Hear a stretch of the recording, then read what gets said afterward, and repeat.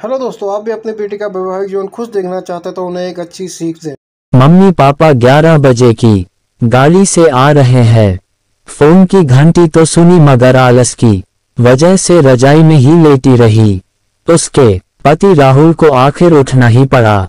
दूसरे कमरे में पड़े फोन की घंटी बजती ही जा रही थी। इतनी सुबह कौन हो सकता है जो सोने भी नहीं देता। इसी चिड़चिड़ाहट में उसने फोन उठाया।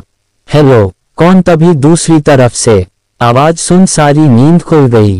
नमस्ते पापा। बेटा, बहुत दिनों से तुम्हें मिले नहीं, सो हम दोनों 11 बजे की गाड़ी से आ रहे हैं। दोपहर का खाना साथ में खाकर हम 4 बजे की गाड़ी वापस लौट जाएंगे। ठीक है। हाँ पापा, मैं स्टेशन पर आपको लेने आ जाऊंगा।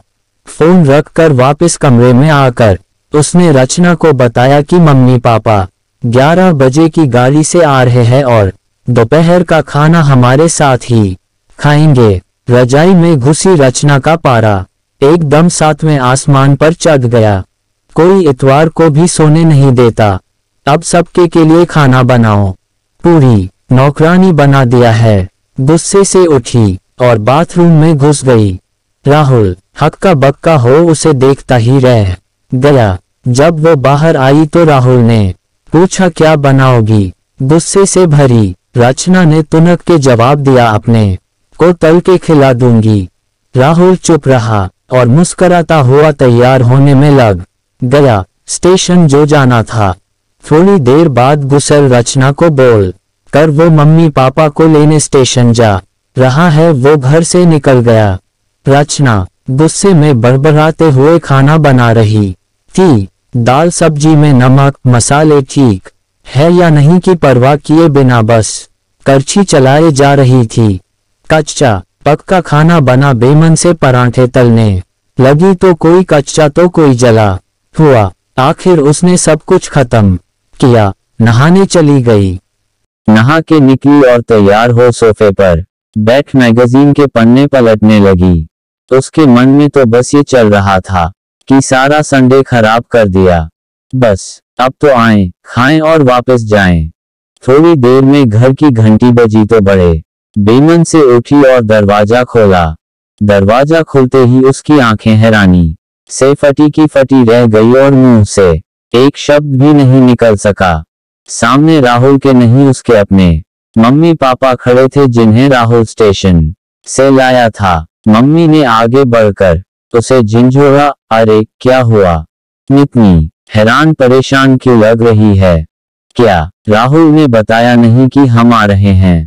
जैसे मानो रचना के नींद टूटी हो। नहीं मम्मी, इन्होंने तो बताया था पर रर चलो आप अंदर तो आओ।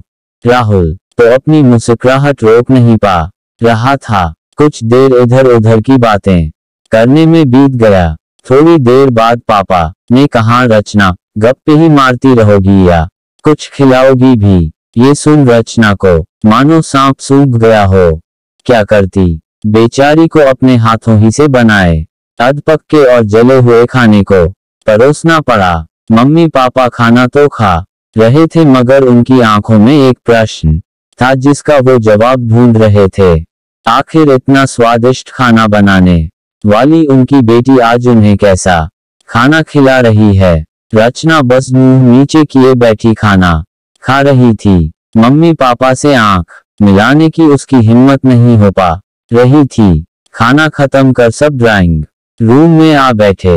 राहुल कुछ काम है, अभी आता हूँ कहकर थोड़ी देर के लिए बाहर निकल गया। राहुल के जाते ही मम्मी, जो बहुत देर से चुप बैठी थी, बोल पड़ी, क्या राहुल ने बताया नहीं था कि हम आ रहे हैं?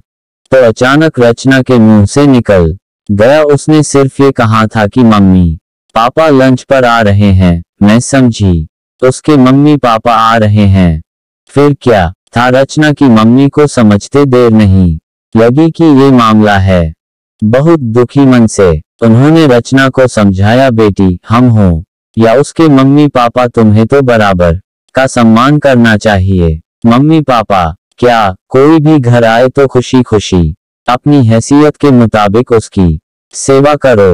बेटी जितना किसी को सम्मान दोगी उतना तुम्हें ही प्यार और इज्जत मिलेगी। जैसे राहुल हमारी इज्जत करता है उसी तरह तुम्हें भी उसके माता पिता और संबंधियों की इज्जत करनी चाहिए।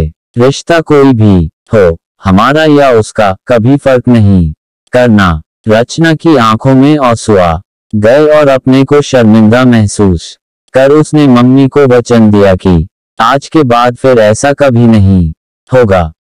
अगर आपने अभी तक मेरे चैनल को सब्सक्राइब नहीं किया है तो इसी तरह वीडियो देखने के लिए मेरे चैनल को सब्सक्राइब करें, कमेंट करें, लाइक करें, शेयर करें। धन्यवाद।